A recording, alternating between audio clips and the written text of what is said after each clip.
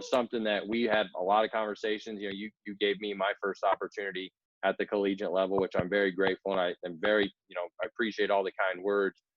You've taught me a lot as I moved over to Oregon, or now over to Pitt State.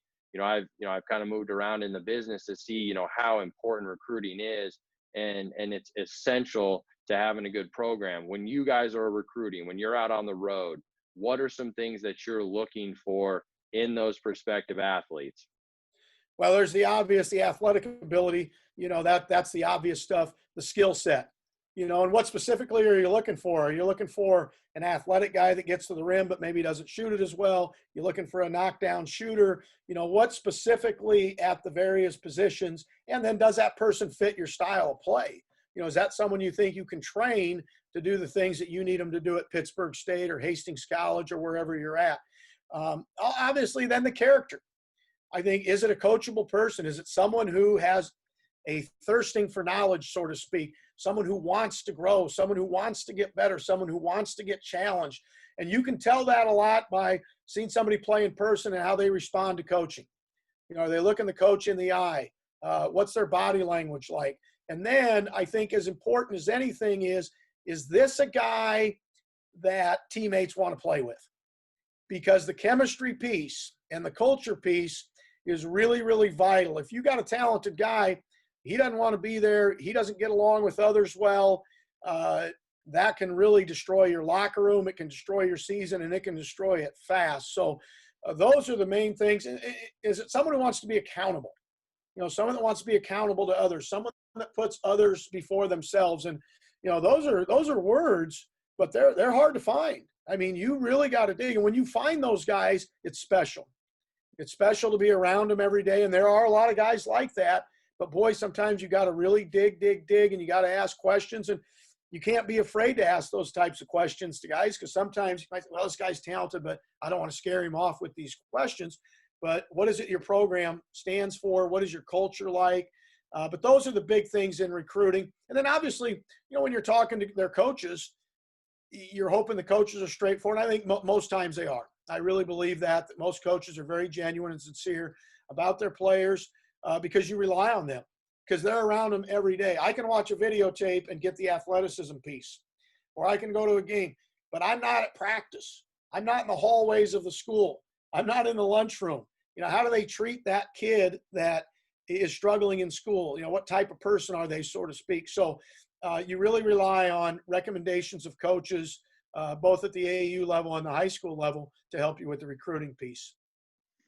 One thing you touched on, the confidence level of college players, high school players, and they're really sometimes being no difference. One thing is, and I've thought a lot about this, is, in my experiences, I always feel like, freshmen are going to struggle for, a certain period of time in that first year at the college level. The game's faster, guys are stronger, they're quicker, they're a little more athletic. Scouting's a little bit more in depth. Something that I really think, with the confidence piece, you're removing these kids from their comfort zone. You're taking them out of mom and dad's home, mom's home, dad's home, wherever they're living that's comfortable. You're dropping them into a dorm room. There's a lot of outside influence. There's a lot of things going on, distractions. Sometimes that can play to that lack of confidence, but with your freshmen, what do you do to help maybe shorten that period of struggle to help your freshmen and your young players be successful? Well, you made a lot of really good points there. And the comfort zone thing, I think, is the biggest thing. You're right. When they're in high school, they're at home. It's comfortable. Mom's doing laundry, cooking meals. Dad's doing his part. And suddenly you're away from home. Some kids get homesick. You got new teammates. Maybe you just played on a great high school team, and maybe your college team is struggling.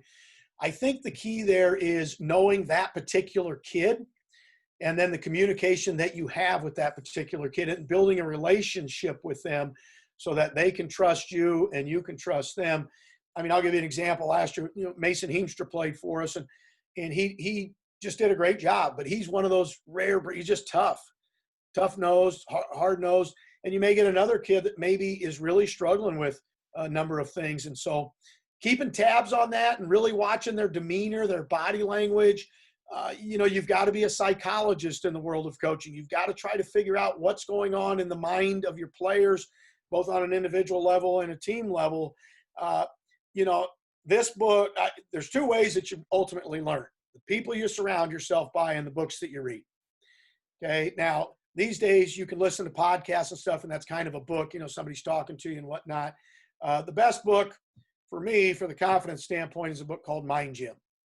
And, you know, those freshmen, a lot of them have really dominated in high school. And then you get to the collegiate level. And at our level, we struggle sometimes with people thinking, it's NAI, you know, the basketball isn't that good. The GPAC is a great conference, and NAI basketball is very, very good. If you can play at the collegiate level, any level, you're a good player.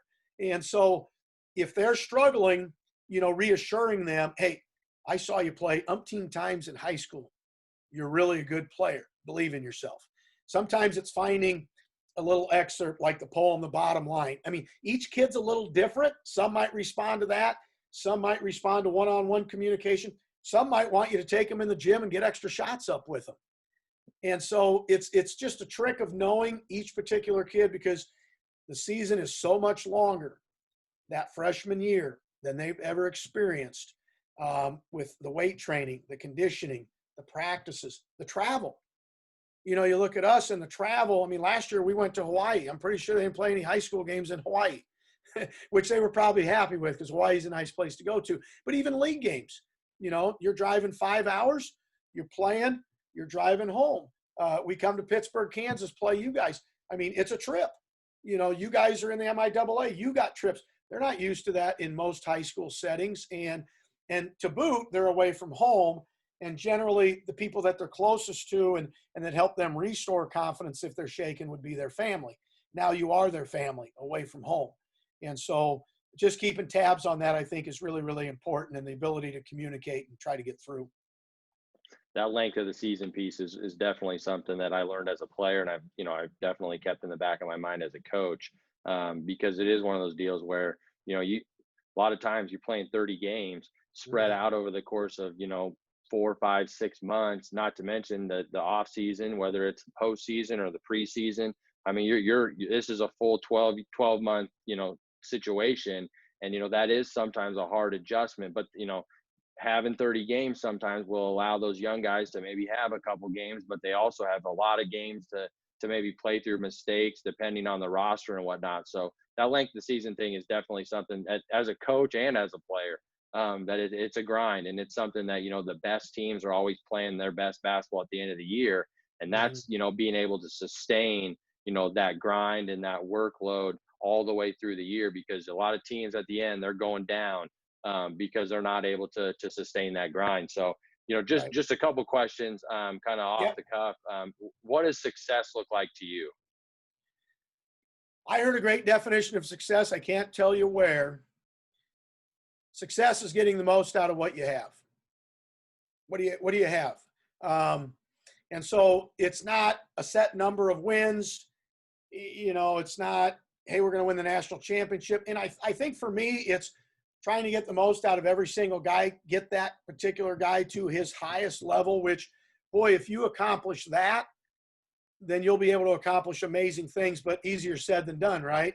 I mean, we'd all like to do that, but that's difficult. So, and I'm always telling guys that, because guys have a tendency to compare themselves to others. And when you compare yourselves to others all the time, you're always going to fall short. Any player that compares themselves to Michael Jordan is going to fall short, right? I mean, so success is, what abilities do you have, and are you maximizing your potential? Are you giving everything you have every day? Now, it's easy for a kid to look you in the eye and say, yeah, coach, I'm giving everything I have. But if you videotape them and you show them that their effort isn't so good, that's what's great about the videotape, is it doesn't lie. And a lot of kids have said, wow, I didn't realize, you're right, I'm not going very hard. And at other times you'll show a kid, man, look, you're playing hard. So that success thing to me is getting the most out of what you have. And every coach wants to win. I have never met a coach who wants to get beat, who wants to lose, who doesn't want their program to be great. Now, everybody works at a different level. Some are willing to go further in terms of their work and what they put into it, and preparation, recruiting, all those things. But everybody, I think, wants to be successful, but defining it is really, really important. there's new challenges for each team. You guys have a new team coming in. Success is going to be different than the previous team. We've got a lot of new guys coming in that we're excited about, and success is going to be different than what it was for last year's team. So I think it changes. But if you're not willing to grind day to day, you don't have much of a chance of being successful at the collegiate level, because there's too many good coaches, too many good players, and everybody has scholarships of some sort. This last question here is if you could, you probably have to. I know there's a ton of people that you've learned from, but maybe if you could just give us a handful of names. Who have you learned from as a coach, and as a leader and as a teacher, that you think other coaches should learn from? Well, there's no question, outside of my parents, my mom and my dad had a heavy influence on me in just work. Mostly my dad, how to work, get up at 5 a.m., go deliver papers, whether you like it or not. You don't understand it now, but you'll get it later. He was right. My mom, really how to treat people with kindness and caring and empathy. And then Coach Trader, I mentioned him earlier. I just can't say enough about the life lessons that I learned from him. On top of the basketball stuff, the detail, unbelievable, the detail that he could break stuff down with. Because, when you play, you may be able to make a move, but can you go teach it to a kid? If you're talking about the shot, he's a great shooting coach. Can you teach a kid how to correct flaws in their shot? Because you'll never be consistent if you don't correct those flaws. And there's, it's 1 to 1.5% decide, being 20 and 10 versus being 10 and 20. It's not much. It's just a minute difference. His motion offense stuff, unbelievable. And, he learned from Coach Knight at Indiana, because he had a good friend that played for Bob Knight, a guy by the name of John Ritter, that helped us at Omaha Bryan. When I was playing Omaha Bryan, I was lucky because John Ritter, who played for Coach Knight, came in and helped us. Tom Brosnahan was a big influence on me at Dana College. And he did things differently. We played a nickel defense. We played a 2-3, ran some sets, but he was always in tune with confidence and keeping you upbeat, because we played a lot of freshmen and sophomores at Dana the 2 years I was there. And so, we were close, but I think we ended up being 11 and 19 and things, but he was always press on, stay positive, keep grinding. And then my high school, tennis coach, obviously John Rasmussen, I mentioned, but there's a lot of great coaches out there, Coach Hamburger. And what you're doing is, you're doing a great thing, because you're trying to get information out. If you can steal one or two things, from a bunch of different coaches, I haven't invented anything, I don't think. And so I've stolen a lot and used things from other coaches, and that helps. But you got to be willing to learn, and you got to be willing to put in the time. And, during this COVID-19 that everybody's going through, where most of us are pulling our hair out, it's a great opportunity to learn, watch videotapes, exchange with coaches, stuff that you and I are doing right here. But just real appreciative. Howard Schumann was influential as well, and a lot there. He would do anything for kids. He'd open the building at 1 a.m. if you needed a textbook because you had a test at 8 a.m. So you learn those types of lessons, as well as dribbling, passing, shooting. Well, Coach Gavers, I appreciate you taking the time. I know I've learned a lot from you. I know anybody who watches this is going to learn something. And like you said, if you can take one or two things from each coach that you come and encounter and you come in contact with, you're going to be doing pretty good. So thank you very much for taking the time. I look forward to our next conversation.